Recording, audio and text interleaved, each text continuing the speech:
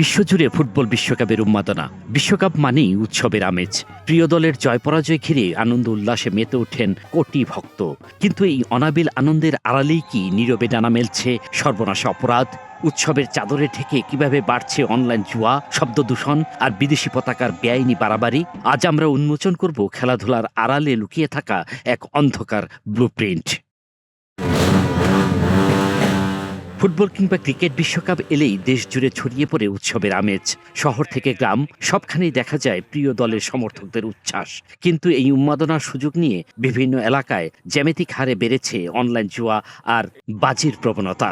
চায়ের দোকান, পাড়ার বাজার কিংবা বন্ধুদের আড্ডায় কে জিতবে আর কে হারবে তা নিয়ে প্রকাশ্যেই বসছে বড় অঙ্কের বাজি। ক্ষণিকের এই উত্তেজনায় নিঃস্ব হচ্ছেন অনেকেই, যার সরাসরি প্রভাবে বাড়ছে পারিবারিক অশান্তি আর সামাজিক বিরোধ।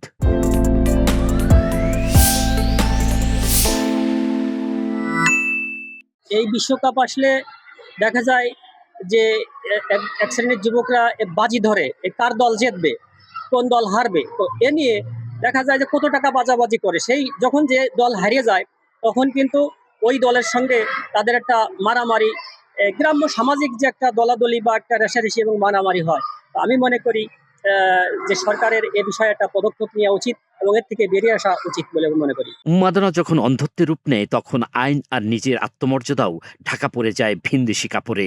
বিশ্বকাপকে ঘিরে দেশজুড়ে বিদেশি দলের বিশাল বিশাল পতাকা টানানোর এক প্রতিযোগিতা শুরু হয়েছে। সচেতন নাগরিকদের অভিযোগ, বিদেশি পতাকার প্রতি অতিরিক্ত অন্ধ আবেগ দেখাতে গিয়ে অনেকেই জাতীয় পতাকার মর্যাদা ও প্রচলিত আইনকে পুরোপুরি উপেক্ষা করছেন।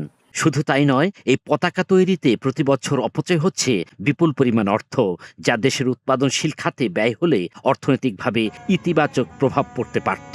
যে সে দেশের পতাকা 7 কিলো, 8 কিলো, 10 কিলো বানাচ্ছি, সেখানে আমাদের জাতীয় পতাকা খুব ছোট আকারে দিয়ে আমাদের একটা লজ্জাজনক ব্যাপারে ফেলে দেয় এবং এটা খুব কষ্টের ব্যাপার। এটা একটা ভালো পদক্ষেপ নেওয়ার জন্য সরকারের কাছে আমরা আন্তরিকতা। মনে হয় যে বিশ্বকাপ আসলেই প্রত্যেকটা ইয়াং জেনারেশন থেকে শুরু করে সবাই অতিরিক্ত পতাকা নিয়ে উন্মাদনা দেখা যায়। দেখা যাচ্ছে যে আর্জেন্টিনা বা ব্রাজিল বা অন্যান্য জার্মান অথবা অন্য ইউরোপিয়ান দেশগুলোর পতাকা নিয়ে এত বেশি মাতামাতি এবং এত বেশি ওটাকে প্রপোজাল করা হয় এবং বড় যে কত বড় করতে পারে এর এর একটা প্রতিযোগিতা তৈরি হয়।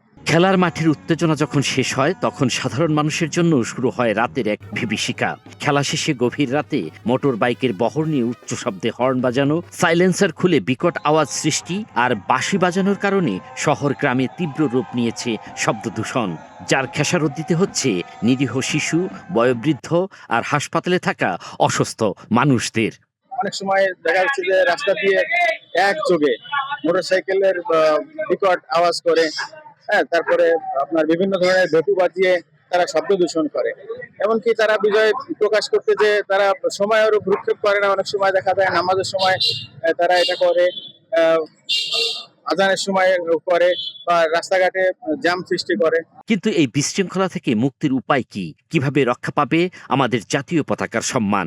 এই ব্যাপারে হয়তো আমাদের সংবিধান বা পতাকা বিধিমালা না জানার কারণে আমরা এটা আবেগের বহিঃপ্রকাশ হিসেবে এটা করে থাকি। তবে আশা করছি আমাদের মানুষ যখন সংবিধানের প্রতি আরো শ্রদ্ধাশীল হবে বা আইন বা বিধিমালা সম্পর্কে জানবে তখন এটা হয়তো বা বন্ধ হবে বা এ ব্যাপারে উৎসাহিত হবে না। পাশাপাশি সংশ্লিষ্টদের মতে খেলাধুলা হওয়া উচিত সম্প্রীতি, সৌহার্দ্য ও নির্মল বিনোদনের মাধ্যম। বিশ্বকাপের এই আনন্দ যেন কোনোভাবেই জুয়া, শব্দ দূষণ কিংবা জাতীয় পতাকার মর্যাদা ক্ষুণ্ণ করার মতো অপরাধে পরিণত না হয়। এই সামাজিক বেধি রুখতে এখন প্রয়োজন প্রশাসনের কঠোর ও কার্যকর নজরদারি আর আমাদের নিজস্ব জনসচেতনতা।